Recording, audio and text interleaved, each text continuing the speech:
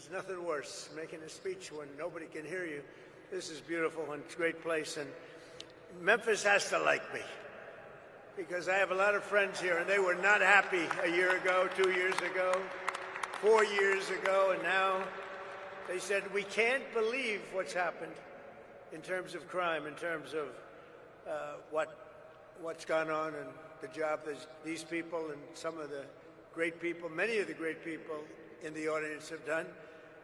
And that's why I'm here today. In fact, we were going to cancel because we have a couple of events going on, as you probably noticed. So they said, oh, we'll cancel Memphis. I said, we're not canceling Memphis for anything. We're not canceling.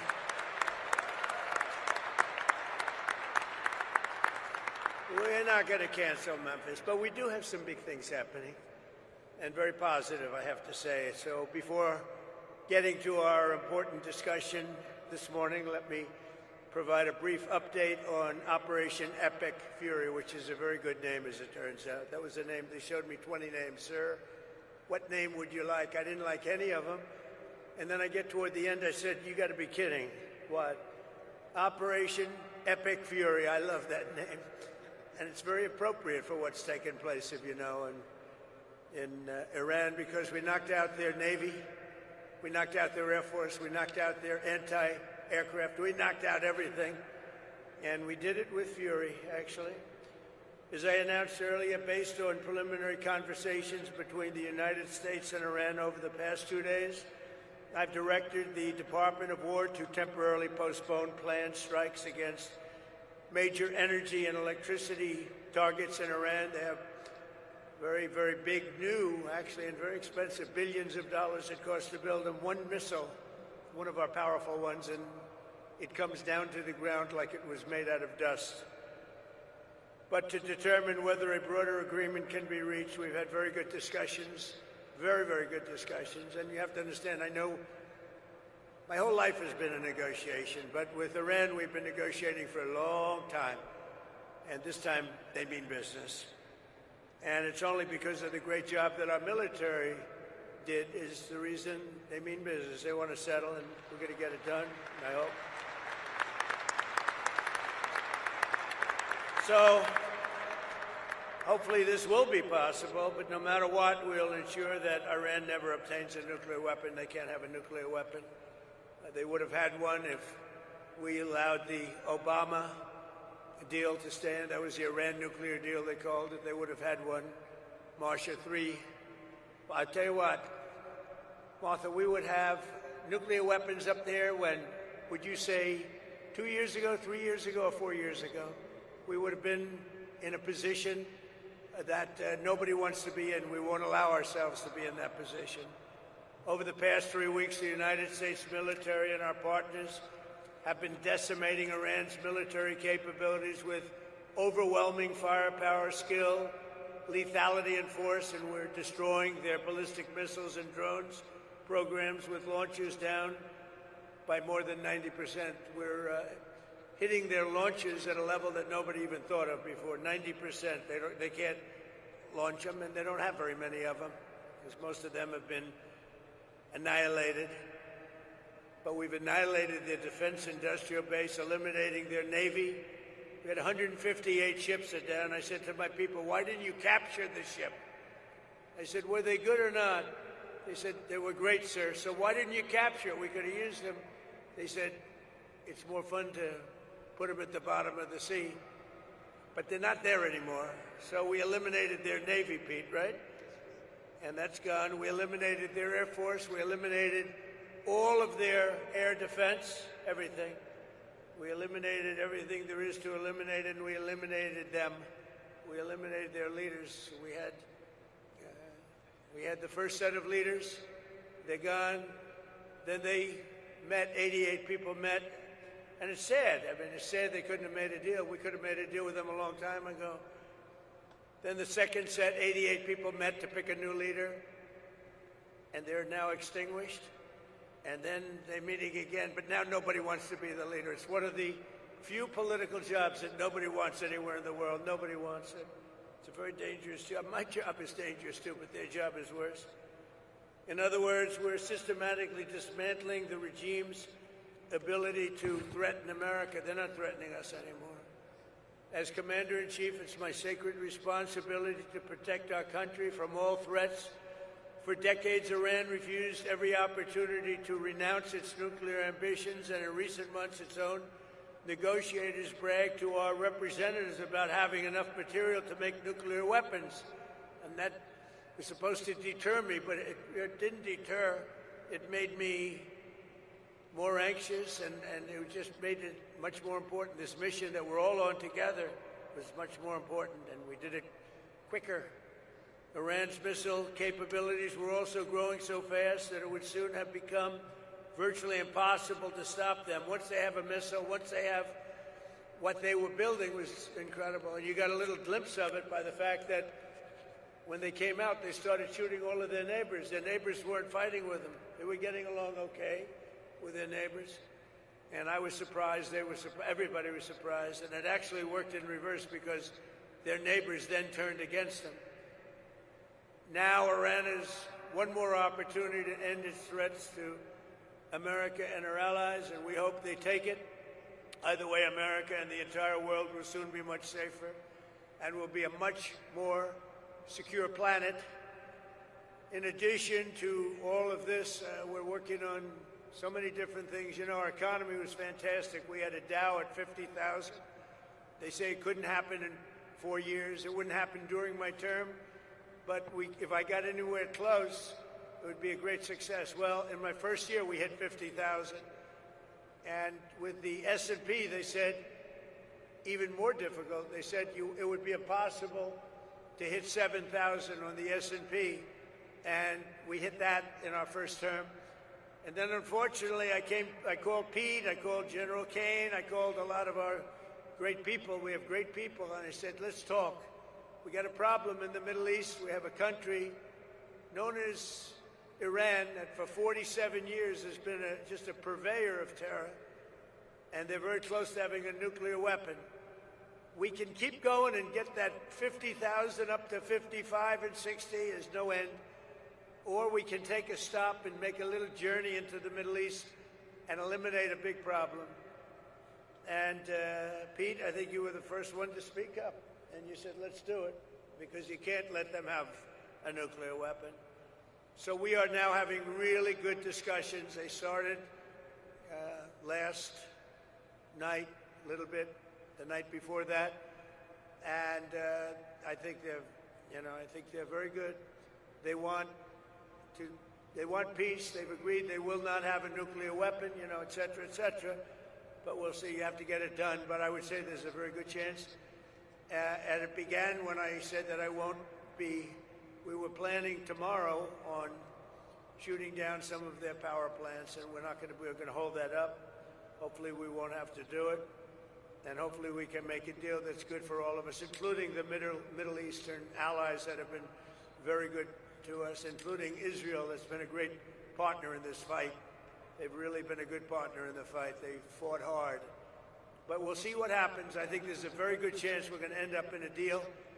And so we're giving it 5 days, and then we're going to see where that takes us. And I would say at the end of this period, I think it could very well end up being a very good deal for everybody. As good as if we went all the way and just literally annihilated the place, which if we don't have to do that, that would be a good thing, not a bad thing. In addition, after the appalling lines and massive disruptions at major airports nationwide last weekend, I am again demanding that Democrats in Congress immediately end their disgraceful shutdown of the Department of Homeland Security and restore the full funding for airport security and the TSA. They are holding it up because they want to take care of illegal immigrants coming into our country. They want to take care of criminals that are in sanctuary cities. They want to take care of transgender for everybody, literally the mutilization of our children, men in women's sports. But what they don't want to do is give us anything to do with citizenship for voting or voter ID. Can you imagine? We're the only country that doesn't do voter ID. Every country does voter ID. Brought to my attention today that we're the only country that does mail-in voting. Mail-in voting means mail-in cheating. I call it mail-in cheating. And we got to do something about it all, and it's part of Homeland Security. And I'm suggesting strongly to the Republican Party, don't make any deal on anything. The most important thing we can have is what's called the Save America Act. Don't make any deal on anything unless you include voter ID, and you have to be a citizen to vote. You have to show citizenship to vote. Very easy to do. It's very insulting when they say people can't do it because they don't know how to do it. Anybody that can't do it, I think it's a very insulting thing to say. The Democrats are fully to blame with the struggle the great American public is going through at the airports. They're going through a big struggle right now, and we just put ICE in charge, and they're helping TSA, the agents, and they're working together so far very well. I actually suggested that in the airports they take off their masks, and they did that. In the airports, I'm a big believer in the mask because we have, Biden allowed hundreds of thousands of killers into our country. We're rapidly getting them out, by the way. But they would go after these people if they knew exactly who they were. But in the airports, it's different. I didn't love the look in the airport as you get off the plane. So I made a request, and they agreed to it. So they're not going to be doing that. We would also bring out, if we don't have enough, we will bring out the National Guard, and where we need it, to help out at the airports. But we're not going to let this happen. It's extortion by the Democrats. They're holding up money that's already been approved, and now they're willing to go $5 billion reduction in ICE in order to get the approval on a deal that they approved, the great big beautiful deal, which is the biggest tax cut in history, the biggest regulation cut in history. They want to basically renegotiate a deal that they already approved, and they're doing it largely for a criminal element. So also the Democrats are putting our country at great risk during this period of time, a period that they call a war. They call it a war. We call it a military operation. Their leaders during this time are, as you want to say, they're in a never land. Schumer is gone. I mean, he's a Palestinian. He should be fighting on the side of Palestine. He's actually become a Palestinian leader. I don't know. I've never seen a man change so much. He used to be pro-Israel. Now he's pro-Palestine. I've never seen anything like it. And, he's worried he's going to lose his next election, which it only depends if anybody runs against him. If anybody runs against him, he'll lose. But he's gone very wacky and very dangerous for our country. But we want all of those things. We have to have them. We want voter ID. We want proof of citizenship as part of our funding. We want to merge them so that we can get the great, big, beautiful bill in action, and we can get the America and Save America. They called it the Save Act, but nobody knew what the Save Act was. So I said, you have to call it, under any circumstances, you have to call it the Save America Act, because everybody knows what that is. So they want funding taken away from the ICE patriots who are responsible for getting rid of the criminals that Sleepy Joe Biden, the worst president in the history of our country, and his gang of thugs in the White House. You talk about weaponization. They weaponized everybody. When Pam looks at somebody, oh, it's weaponization. They've indicted me. What they've done to me and everybody else, it's a disgrace. They're the weaponizers, and what they've done to people, can never let that happen again. We can never let them get away with it again. They are the greatest weaponizers. Fortunately, it didn't work, because here I am with you.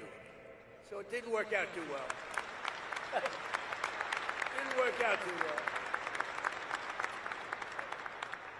But they want to have people come into our country. And so many of these people are murderers. They're drug dealers. They're the worst criminals anywhere in the world. They want them in our country. They don't want them to come out. They make it almost impossible, but we get them out anyway. They should have never been allowed to enter our sacred ground. These people should have never. They came from all over the world. They came from all over. They came from the Congo in Africa. They came from all over South America, Asia, everywhere. And they were from jails. and mental institutions. They were drug dealers. They were murderers. 11,888 murderers. In any event, the Democrats are being blamed by the American people for the catastrophe going on right now at our airports and at other points of transportation and beyond. And we want the public to know we're not going to let them out of this trap that they created for themselves. And I'm suggesting very strongly that the Republicans, in going for the Save America Act, that you weld it into exactly this, because voter ID is part of Homeland Security. Think of it. We're talking about two separate items, but they're really the same. Voter ID is part of Homeland Security. And citizenship, proof of citizenship, is part of Homeland Security. So I think it should be welded in. I think it should be together. You should vote together, because the public has not liked what they've done at the airports. And they've done it, and the public understands it. They've gotten wise to them. Republicans do not settle with Democrats and let them out of this hole that they've buried themselves in.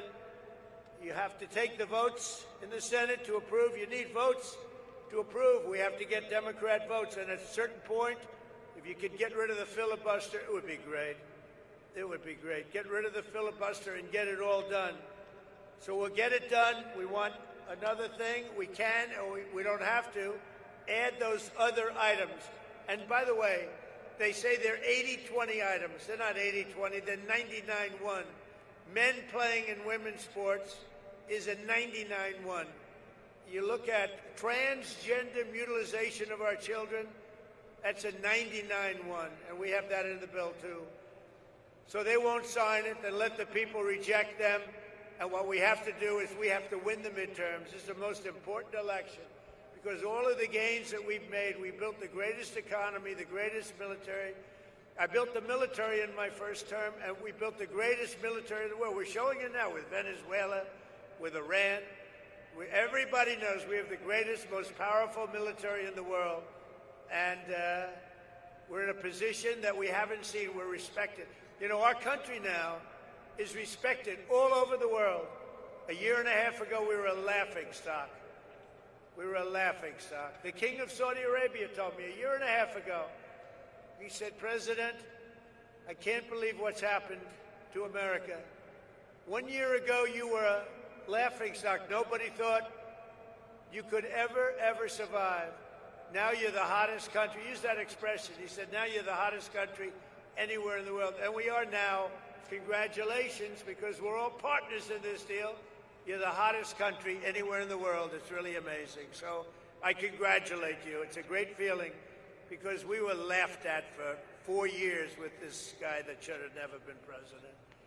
So I'm tying Homeland Security into voter identification with picture and proof of citizenship in order to vote. And those two items are the most important thing having to do with Homeland Security. So it should be part of the Homeland Security bill. And I'm requesting that the Republican senators do that immediately. You don't have to take a fast vote. Don't worry about Easter going home. In fact, make this one for Jesus, okay? Make this one for Jesus. That's what I tell them.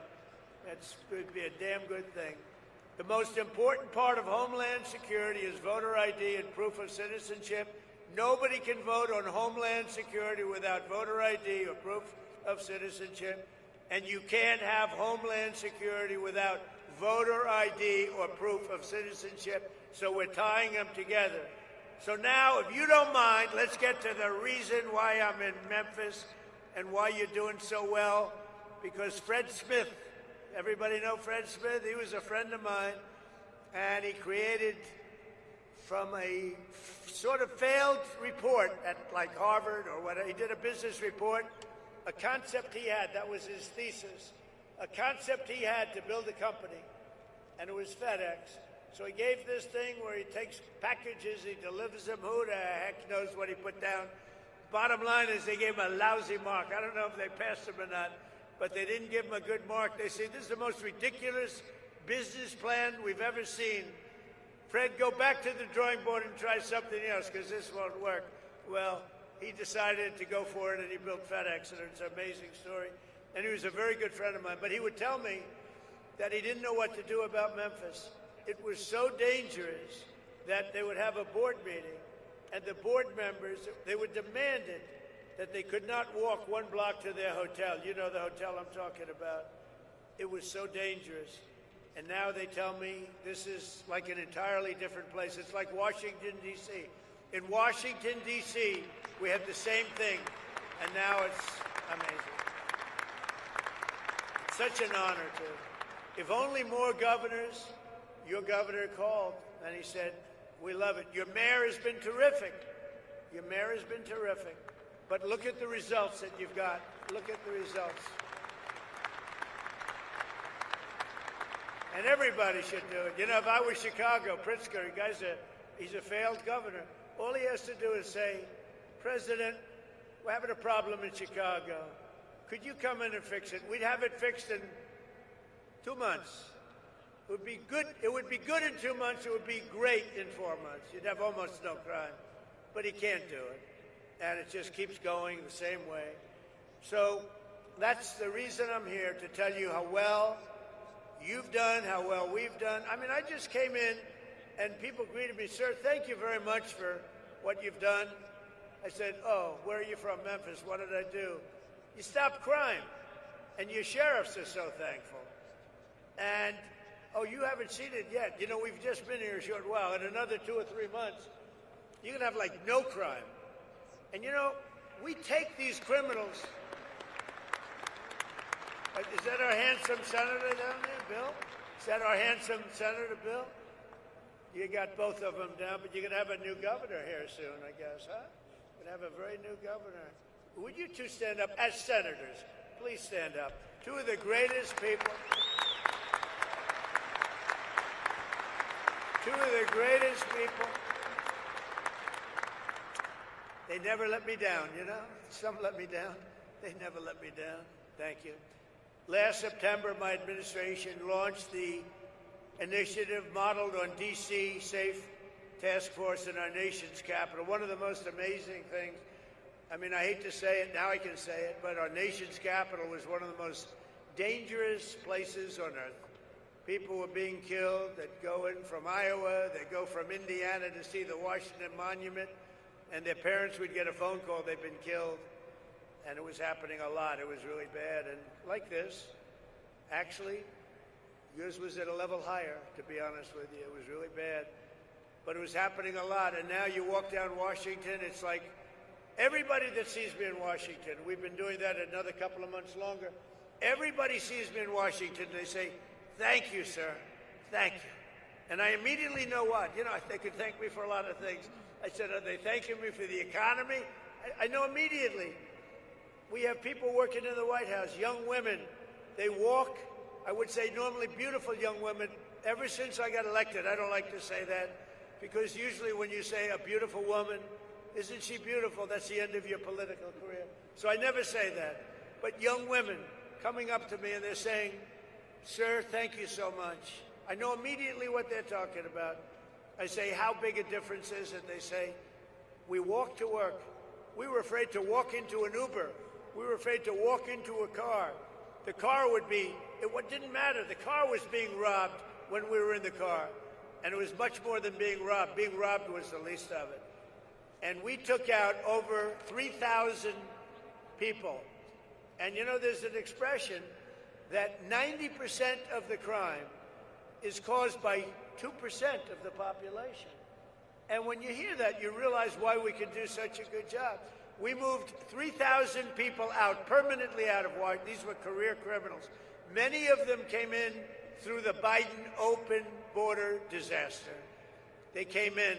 They weren't there. They came in. They said, we want to live in Washington where they'll take good care of us, give us plenty of welfare. And we got them all out. We moved them back to their countries. Sometimes we'd put them in prison because they were so dangerous. We had one person killed 4 people in a short period of time. Many of the people, 11,888, 50% of them in our country, they came from jails. Other countries opened their jails and let them into our country because Biden and his great border czar, the border czar who never once went to the border, never once called Border Patrol. But his great border, perhaps you've heard her, Kamala. Has anyone heard of Kamala? She was the border czar. That was like having nothing as a border czar. And they poured into our country, and they made our country very, very unsafe. And the job that ICE and Border Patrol have done, they don't get the appreciation they deserve. They are great American patriots. They're incredible people.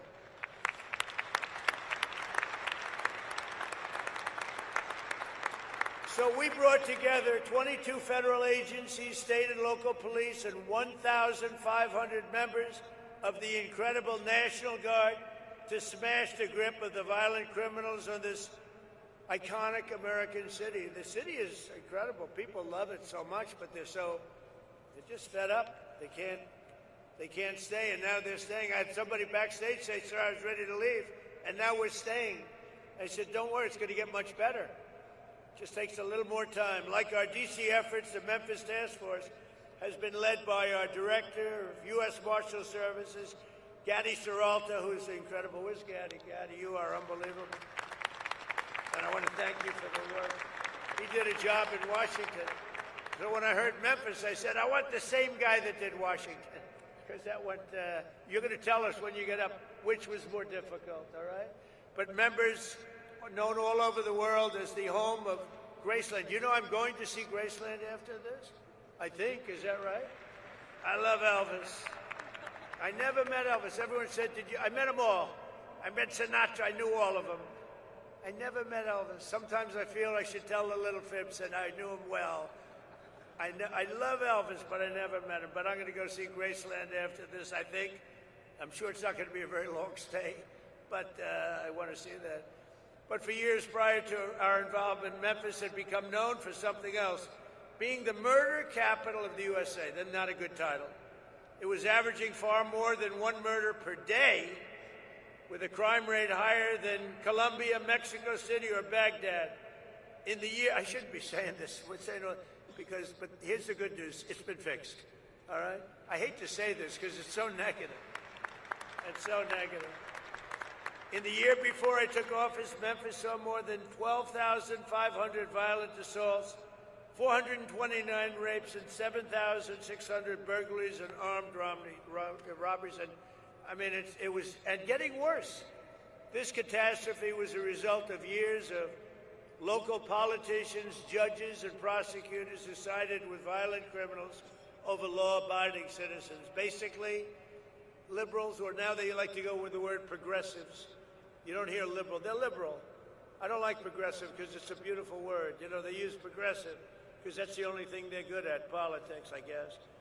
You know, they're bad at policy because all these policies are bad, but they're great at politics, and they do stick together. They stick together, they're good at politics, but they're bad at policy because they can't sell open borders, they can't sell transgender for everyone, they can't sell men and women's sport, so they can be the greatest politicians in the world, and that's why I'm here instead of them, I guess. But just as we have in D.C., here in Memphis, we've achieved one of the largest, fastest declines in violent crime ever recorded. So that's something, right? Ever recorded. In fact, you're half a percentage point away from the record, so we'll catch them in the next month or two, all right? I think that's going to happen. But that includes a 60% drop in robberies, a 74% drop in carjacking, and motor vehicle thefts. We have always achieved numbers that are good. These numbers are right on line to be among the best that we've done, and wherever we do this, we have very similar results. We were in New Orleans, where the governor called us, as you know, and we went to New Orleans. They just had Mardi Gras. They said it's the first, it sounds terrible, but it's the first Mardi Gras we've ever had where there was no murder. Can you imagine? Doesn't sound too good, but, you know, we're talking about the facts. And they said we had the lowest crime that we've ever had on Mardi Gras, which is almost nothing. We went there about 4 months ago. We did a great job. So we've achieved a 70% reduction in murders from the peak in this place. In total, we've arrested 7,000 criminals, seized more than 1,100 illegal guns, taken more than 1,000 pounds of illicit narcotics, and rescued more than 150 missing children, making their parents beyond happy.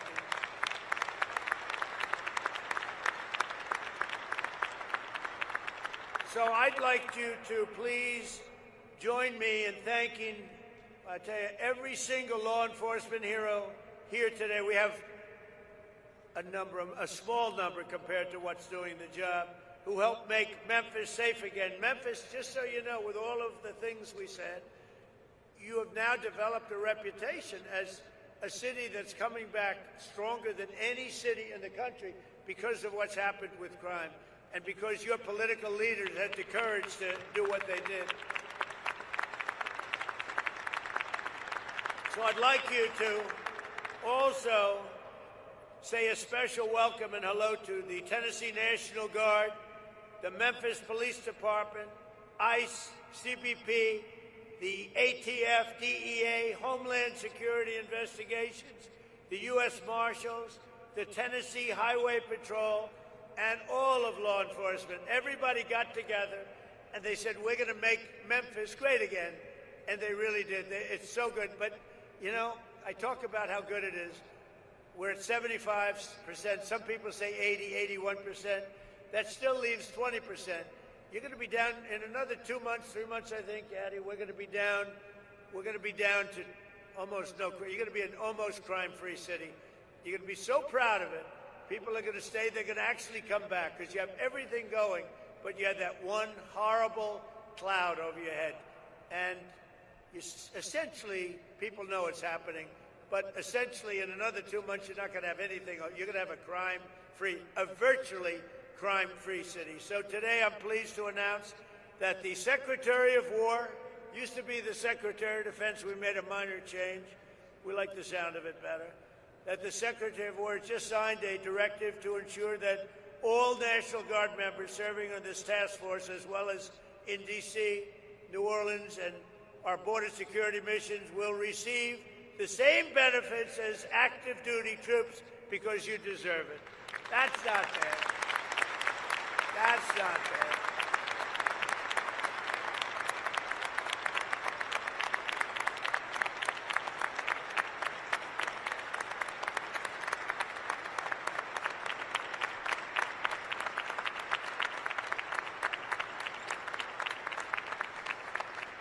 So before we leave, I want to thank Attorney General Pam Bondi, Secretary of War Pete Hegseth. These are great people. Chief of the National Guard Bureau General Stephen Nordhaus, FBI Director Kash Patel, wonderful guy, actually. You got to get to know him. Once you get to know him, he's a wonderful guy. I've known him too long, right? He's a good guy. DEA Administrator Terry Cole, what a job he's done. Acting Director of ICE, where's Terry? Good job, Terry. What a job. In Washington, too. Acting Director of ICE, Todd Lyons. Todd, great. Thank you, Todd. Good job. Head of the ATF, Rob Cicada. Rob. Thank you, Rob. Head of the Tennessee Highway Patrol, Colonel Matt Perry. Thanks, Matt. And head of the Tennessee National Guard, Major General Warner Ross. How are you? You guys look central casting. These are central casting people. What did you need us for? You didn't need us. Anyway, they had to let you do your job, right? They're letting you do your job now. Thanks as well to Tennessee Governor Bill Lee for the outstanding job. Thank you very much, Bill. We appreciate your call.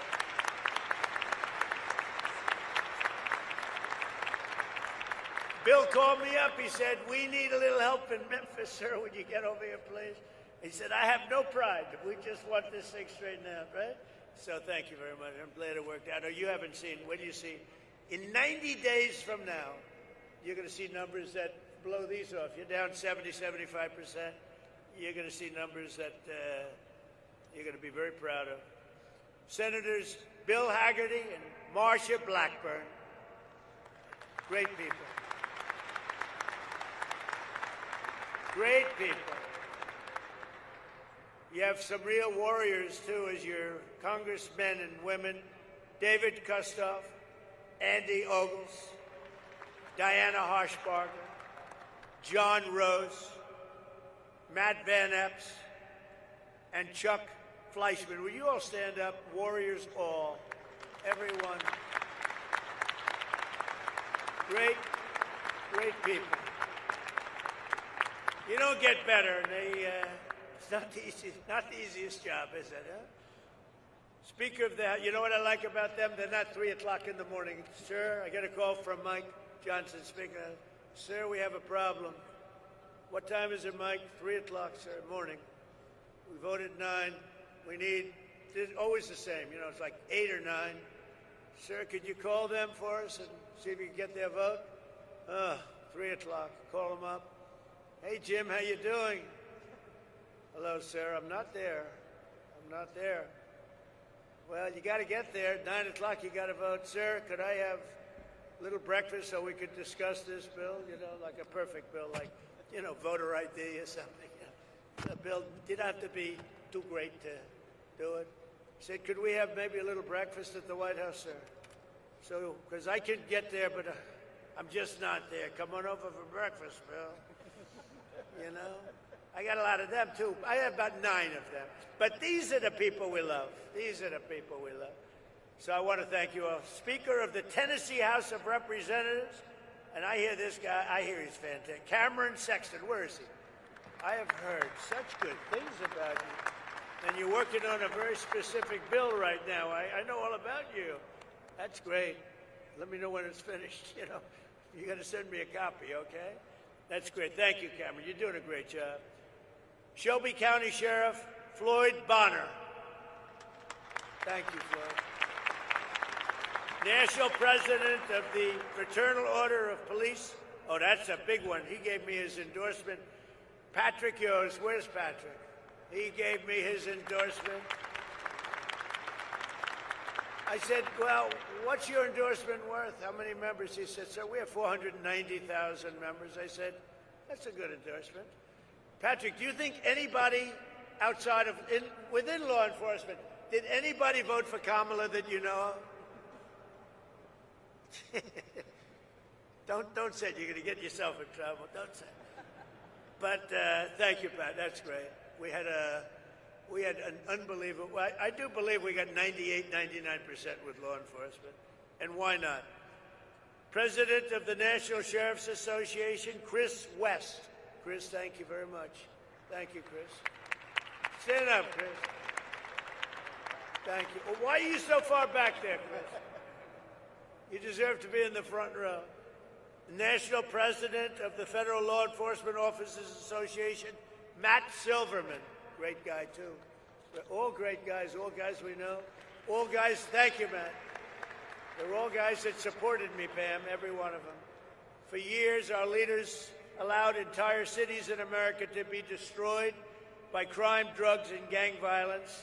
Tolerating this violence was always a choice. 19 of the 20 most dangerous cities in America are run by Democrats. I'm surprised. I thought it was 20 of 20. I don't know why it's 19. I don't believe it. It's like, I heard it was 25 out of 25.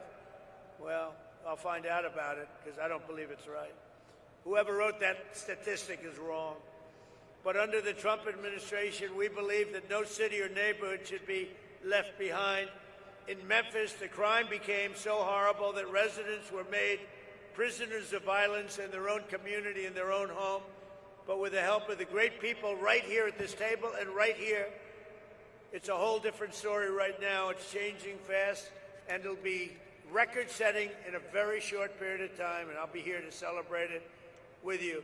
You know, it's a very special state to me. I won this state bill by numbers that nobody's ever won it before. We have the all-time record for votes. So I happen to like the state.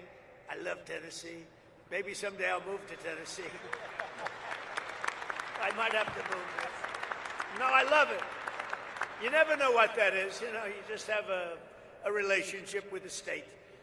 It's a lot safer than relationships with other things, I can tell you as a politician.